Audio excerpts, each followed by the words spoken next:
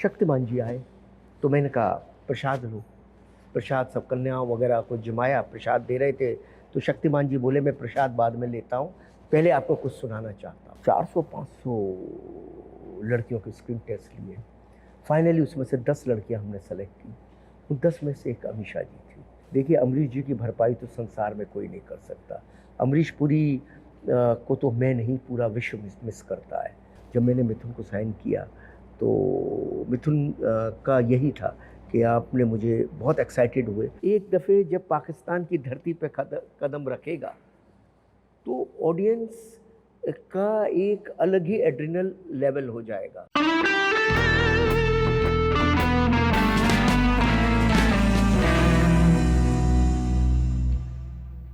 मैं हूं आपके साथ अनुराग पांडे और गदर गदर गदर चारों तरफ सिर्फ एक ही चर्चा चल रही है। अगर गदर 1 की बात करूं और गदर 2 की बात करूं तो बहुत सारे अंतर हैं, बहुत सारी समानताएं हैं, बहुत सारे क्वेश्चंस हैं, बहुत सारे प्रश्न हैं। तो इस समय मेरे साथ में मशहूर डायरेक्टर प्रोड्यूसर अनिल शर्मा जी मौजूद हैं। कंग्रेचुलेशंस, बधाई हो पूरी तरह से। बहुत बहुत धन्यवाद भाई साहब। थोड़ा बहुत लिखता भी हूँ, थोड़ा बहुत राइटर भी हूँ, सिर्फ प्रोड्यूसर डायरेक्टर ही नहीं हूँ। अरे देखिए, लोग अप्रोच करने लगेंगे, मैं चाहता हूँ कि राइटरों की दुकान चलती रहे। ले थोड़ी बहुत मेरी भी चले, ऐसा नहीं है। अच्छा। अनिल जी, राइटिंग के बारे में देखा जाए तो गदर 1 की कोई बराबरी कर ही नहीं सकता। कल रात को मैं फिल्म देख रहा था और मतलब अल्टीमेट फिल्म थी। एक एक सीन देख लिया जाए, मतलब आप जिस तरह से दिखाया कि वो जब सकीना के गहने निकालती है, ह्यूमन साइकोलॉजी है, तो पहले में और इसमें क्या डिफरेंस आ गया है इन 22-23 सालों में राइटिंग में? सबसे पहले तो राइटिंग की मैं बात करूं तो शक्तिमान जी बहुत ही ज़हनी और बहुत ही अच्छे राइटर हैं। उन्होंने बहुत बढ़िया गदर 1 लिखी थी और गदर 2 भी उसके ऊपर एक चांद और लगाने की कोशिश की है। और डेफिनेटली 20-22 साल में आदमी थोड़ा ग्रो होता है, लेकिन जहाँ तक गदर 2 की बात है तो गदर 2 एक्चुअली गदर 1 का ही एक्सटेंशन है। तारा, सकीना और जीते के किरदार कैसे अपनी लाइफ में 15, 17, 18 साल के बाद कहाँ पहुँचे हैं, उनकी यात्रा कहाँ तक हुई है, वो है गदर 2। क्योंकि 1954 में गदर 1 ख़त्म हुई थी, जब तारा अपने बच्चे को लेकर, जीते को लेकर और अपनी बीवी सकीना को लेकर हिंदुस्तान पहुंचता है। और उसके बाद उनका जीवन कैसे रहा, पाकिस्तान में क्या हुआ उसके बाद, हिंदुस्तान में क्या हुआ उसके बाद, और 17 साल के बाद गदर शुरू हो रही है, गदर 2 की यात्रा शुरू हो रही है। इसीलिए हमने कहा है गदर 2 द कथा कंटिन्यूज। और समानता असमानताओं की बात यह है कि सबसे बड़ी समानता ये है कि वही किरदार, वही करैक्टर जिन्होंने पहला पार्ट प्ले किया था, तारा सिंह प्ले किया था सनी देओल साहब ने, तो वही सनी सर प्ले कर रहे हैं। सकीना प्ले की थी अमीषा पटेल जी ने, तो वही सकीना प्ले कर रहे हैं। और शायद ये दुनिया में पहली बार हो रहा है कि जिसने बच्चा प्ले किया, उत्कर्ष जीते का जो किरदार प्ले किया, वही बड़ा होने के बाद इत्तेफाक से बच्चा भी बड़ा हो गया और वही बच्चा उत्कर्ष जो है वो जीते प्ले बड़े होके कर रहा है। तो ये तो समानताएं हैं।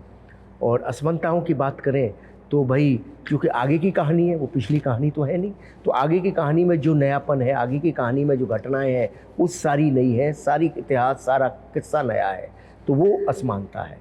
हाँ, लेकिन पहली फिल्म के ग्लिम्स आते रहते हैं, पहली फिल्म के म्यूज़िक आते रहते हैं, क्योंकि किरदार वही हैं, करैक्टर वही हैं। तो अतीत हमेशा हमारे आपके सबके जीवन में, हमारा अतीत हमारे संग चलता है। हम कितना भी आगे चले, लेकिन अतीत के लम्हे हमारे संग संग चलते रहते हैं, क्योंकि हम वही हैं। तो ऐसे ही तारा, सकीना, जीते वही हैं, तो उनका अतीत भी थोड़ा थोड़ा संग साथ में चलता है। कहाँ से बीच पॉइंट कहाँ से आया? शक्तिमान जी ने बोला, आपने बोला कि यार कुछ करते हैं? ऐसा हम दोनों में डिस्कशन चलते रहते थे। मुझसे आया, उनसे आया, ये महत्वपूर्ण नहीं आया, ये महत्वपूर्ण है। अभी हुआ क्या था, पर आपको कौन सा पॉइंट ऐसा लगा कि यार मैं वही बता रहा हूँ। हुआ क्या था कि उस दिन नवरात्रि की हमारे घर में पूजा होती है हमेशा, पंडित आते हैं मथुरा से और काफ़ी कुछ होता है, आप भी जानते हैं। तो उस दिन हवन करके हम उठे थे, शक्तिमान जी आए तो मैंने कहा प्रसाद लो। प्रसाद सब कन्याओं वगैरह को जमाया, प्रसाद दे रहे थे तो शक्तिमान जी बोले मैं प्रसाद बाद में लेता हूँ, पहले आपको कुछ सुनाना चाहता हूँ। अच्छा। मैंने कहा चलो प्रसाद लेके अंदर चलते हैं। तो हम लोग अंदर कमरे में गए और हम लोग प्रसाद खा रहे थे नवरात्रि का, 9वीं का। तो शक्तिमान जी ने बोला मेरे पास गदर 2 का एक आइडिया आ गया है। तो मैंने कहा सुनाइए। और शक्तिमान एक ऐसा व्यक्ति है, वो अगर कुछ बोलेगा आ गया है तो वो 100 दफ़े सोच के बोलेगा, वो बोलेगा ही नहीं। बराबर। वो उस आदमी की प्रॉब्लम यही है कि वो आदमी अच्छा और सच्चा बहुत है। समझे ना। बहुत बढ़िया। तो वो बोलेंगे ही नहीं शक्तिमान जी। तो शक्तिमान जी बोले, मैं सोचा आज ये बोल रहे हैं तो मतलब कुछ है। मैंने कहा सुनाइए। पर मैंने कहा क्या आया होगा यार, समझ नहीं आ रहा है। मैं खाता रहा, फिर भी मन में था कि कुछ आया है, उम्मीद थी, इच्छा थी, ख्वाहिश थी कि ये हो जाए। तो उन्होंने सुनाना शुरू किया।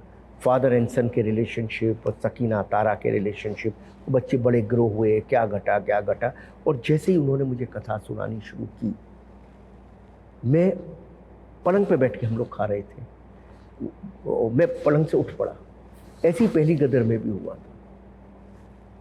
वो मैं ऊपर अपने बेडरूम में था जब कथा सुनाई थी उन्होंने, वहाँ उस वक्त भी मैं उठ पड़ा और मैं टहलने लगा कमरे में। यहाँ मैं मेरे सिटिंग रूम में था, नीचे के फ्लोर पे। तो मैं उठ के खड़ा हो गया और टहलने लगा। और एक दो मेरे प्रश्न आए। बोले अभी तो थॉट आया है और ये प्रश्न हो जाएंगे। मेरे मन में कुछ चीज़ें आई, ऐसा करे ऐसा करे। बोला हाँ ऐसा कर ले। मैं एकदम, मैंने कहा सर कुछ बात तो बन रही है। बाहर आया, मैंने इकट्ठा किया फैमिली को, तो ऊपर के फ्लोर पे गया। मैंने कहा सुनो, एक गदर 2 की कथा आई है। सबको सुनाई। जैसे ही मैं कथा सुनाता था, सबकी आंखें नम हो जाती थी और उसी क्षण में हो गया कि डन।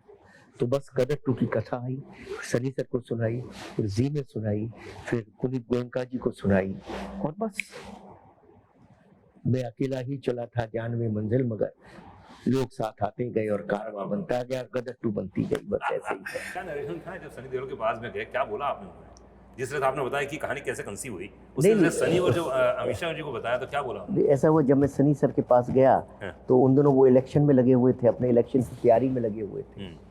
तो मैंने आइडिया दिया। वो एकदम पॉलिटिकल माहौल में बैठे हुए थे। अच्छा, अभी पॉलिटिकल माहौल इन द सेंस अभी शुरू हो रहा था, अभी तो जाना था उनको। अच्छा, जाना था उनको। और तब की बात है, आज 4 साल, 3, साढ़े 3, 4 साल पुरानी बात। तो मैंने जैसी आइडिया दिया तो एकदम उनको टच कर गया आइडिया। आँख मुझे उनकी आंखों से दिख जाता है सनी सर की। और जो नोट पे हमें चाहिए था, वो नोट पे उनकी आंखें नम हो गई। तो बोले ठीक है शर्मा जी, इसे तैयार करो। फिर हमने जी में सुनाया और उन्होंने हाथ मिलाया, मुझसे कहा कि बस गदर 1 जैसी फिल्म बनाना और बिल्कुल कोई कमी नहीं रहनी चाहिए। और फिर हम अमीषा जी के पास गए, अमीषा जी को सुनाया। अमीषा जी को भी बहुत अच्छा लगा और वो भी चाहती थी कि गदर 2 बने। मुझसे कई दफ़े बातें होती थी उनसे। सकीना के किरदार से उन्हें बहुत ज़्यादा लगा, बहुत ज़्यादा प्यार है और लोग आज भी उनको सकीना के नाम से ही बात करते हैं, जानते हैं। तो उनको भी अच्छा लगा और बस हो गया। हमेशा इस फिल्म में आई कैसे, इतना इनोसेंट फेस उस जमाने में और अभी भी मैं तो कहता हूँ मिल ही नहीं सकता है। इतना इनोसेंट फेस, बोलने का तरीका, तहजीब, वो मतलब करेक्टराइजेशन बहुत कमाल है। और कैसे कास्टिंग हुई उनकी? देखिए क्या था कि गदर 1 के टाइम पे हम कास्टिंग कर रहे थे नई लड़कियों की। 400-500 लड़कियों के स्क्रीन टेस्ट लिए। फाइनली उसमें से 10 लड़कियां हमने सेलेक्ट की। उन 10 में से एक अमीषा जी थी। तो अमीषा जी का चेहरा बहुत ही इनोसेंट, बहुत ही अच्छा था, जैसा हमको लगता था अमीषा जी का चेहरा। तो हमने क्या किया, लेकिन नई थी, बोस्टन से पढ़ के आई थी। परफॉर्मेंस अभी एक इनोसेंट जो अभी नया नया आता है, जिसको कोई एक्सपीरियंस नहीं होता, अभी उनकी एक कहूँ ना प्यार भी उनकी फाइनल हुई थी, ये सब हो रहा था। तो मैंने नितिन केनी साहब थे उस वक्त, मैंने उनको कहा कि लड़की बहुत अच्छी है लेकिन मुझे इनके साथ बहुत मेहनत करनी पड़ेगी। तो शी वॉज सो प्रोफेशनल कि 6 महीने तक उन्होंने क्या बोलते हैं, हफ्ते में 5 दिन मेरे घर आती थी। अच्छा। और हम लोग स्क्रिप्ट पे काम करते थे और पूरी तरह से वो सकीना बन गई। क्या बात। तो डेफिनेटली वो सकीना तो उसके अंदर भरी हुई है। मुझे याद नहीं है सीन, मुझे याद नहीं रहती चीज़ें, उनको एक एक लम्हा याद है, पिछली गदर का भी, इस गदर का भी। क्या बात है। अमरीश पुरी साहब उस फिल्म में बहुत बड़ा किरदार, इतना पावरफुल, इतना स्ट्रांग, आपको लगता है कि उनकी कमी खलेगी और जो नए आर्टिस्ट आए हैं वो उसकी भरपाई कर पाएंगे? देखिए अमरीश जी की भरपाई तो संसार में कोई नहीं कर सकता। अमरीश पुरी को तो मैं नहीं, पूरा विश्व मिस करता है। उनकी वॉइस, उनका कद, उनकी काठी, उनका अंदाज, उनका व्यक्तित्व, उनका अच्छापन, कितनी सारी चीज़ें हैं उनमें। वो तो इम्पॉसिबल है। इतने ज़मीन के व्यक्ति, इतने बड़े स्टार, मैं क्या बताऊं। अमरीश जी तो मतलब कितने लुत्फ़ का मौसम होता था उनके साथ शूट करना। और चाइल्ड उत्कर्ष जो बच्चा था और अमरीश जी के बीच में तो ऐसा रिलेशनशिप था कि बस पूछो मत, पूरा टाइम इन दोनों का टाइम पास ही करते रहते। उससे रिडल पूछता रहता था, वो बेचारे इतने इनोसेंट होते थे, रिडल बता नहीं पाते थे और बड़ा बहुत हंसते मजाक, बहुत मतलब मैं आपको बता नहीं सकता हूँ। अमरीश जी के साथ काम करना मतलब आनंद के सरोवर में डूबना है। इतना शरीफ, इतना अच्छा इंसान, उनकी कमी तो नहीं पूरा कर सकता। लेकिन जो अब दूसरा किरदार आया है वो मनीष वाधवा जी है, एक्टर है, नए एक्टर है। उन्होंने कुछ चाणक्य वगैरह किया हुआ है टेलीविज़न पे, साउथ में भी काम किया हुआ है। वो बहुत ही ज़बरदस्त पर्सनालिटी है और उन्होंने बहुत डेडिकेशन के साथ बहुत कमाल का काम किया है और ये एक ट्रिब्यूट है अमरीश जी के लिए। और उनकी कमी कोई नहीं पूरी कर सकता, ये निश्चित है। तो गदर 2 में ज़्यादा ड्रामा होने वाला है, ज़्यादा एक्शन होने वाला है या ज़्यादा रोमांस होने वाला है? गदर 2 के अंदर एक्शन भी है, रोमांस भी है, सब कुछ है, संपूर्ण कहानी है। गदर 2 जो है अपने आप में एक संपूर्ण कहानी है कि तारा किरदार के जीवन में फिर से एक जलजला आता है, फिर से अच्छे खासे उनके जीवन में फिर से कुछ एक तूफ़ान जैसा कुछ आता है। बस उस तूफ़ान में ये नैया को अपनी कैसे पार लगाते हैं, यही कथा है। म्यूज़िक के बारे में कहा जाता है कि गदर जो आई थी पहली, उसमें और इसमें बहुत सारे लोगों की अपेक्षाएं बहुत ज़्यादा बढ़ गई हैं। जी, तो म्यूज़िक की जहाँ तक बात है कि हम इस पिक्चर में उड़ जा काले कावां और मैं निकला गाड़ी लेके, दोनों गाने तो हम इसमें यूज़ कर रहे हैं। और मिथुन ने और कादरी साहब ने अपने 2 गाने उनके बैलेंस गाने मिथुन साहब ने लिखे हैं और नहीं, मिथुन साहब ने कंपोज़ किए हैं गाने और बहुत ही अच्छे गाने हैं। अरिजीत ने भी गाए हैं और भी काफ़ी लोगों ने गाए हैं गाने और बहुत ही अच्छे गाने हैं। एक झुम-झुम करके गाना है, वो बहुत ही अच्छा है। उत्कर्ष और पिक्चराइजेशन है। एक गाना है ईद पे एक गाना है, बहुत अच्छा गाना बना है, सिमरत और उत्कर्ष के ऊपर है। और सनी सर के ऊपर एक गाना है, खैरियत से रहना, बहुत ही है अच्छा, बहुत ही टचिंग। उसने पंजाबी सूरा सूरी भी बहुत अच्छा बनाया हुआ है। तो मिथुन ने म्यूज़िक बहुत ही अच्छा बनाया है। मिथुन के लिए बड़े चैलेंज की भी बात थी कि गदर 1 का म्यूज़िक इतना बड़ा था। जब मैंने मिथुन को साइन किया तो मिथुन का यही था कि आपने मुझे बहुत एक्साइटेड हुए और बोले सर आपने मुझे पहले दिन ही एक जगह एक पेडिस्टल पे बिठा दिया है कि गदर 1 का आगे का म्यूज़िक गदर 2 में मैं कर रहा हूँ।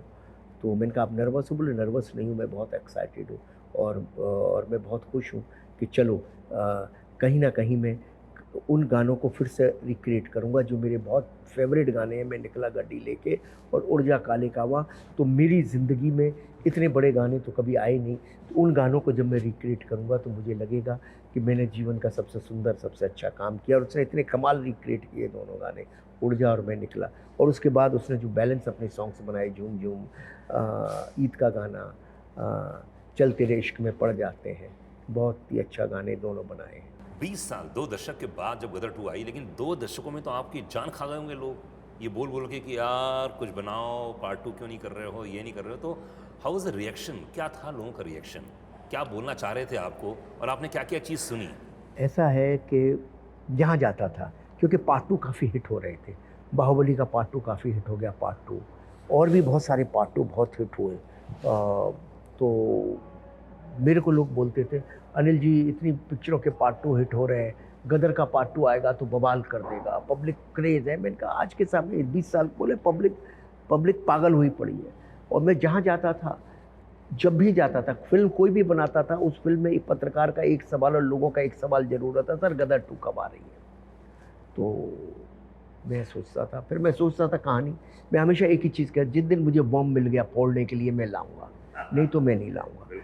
और मुझे ये मालूम था कि गदर 2 जब भी अनाउंस करूंगा, बिग बिजनेस प्रपोजिशन है, 1 मिनट में पिक्चर बिक जाएगी और 1 मिनट में प्रोड्यूसर आ जाएगा, फंड आ जाएगा, स्टूडियो आ जाएगा।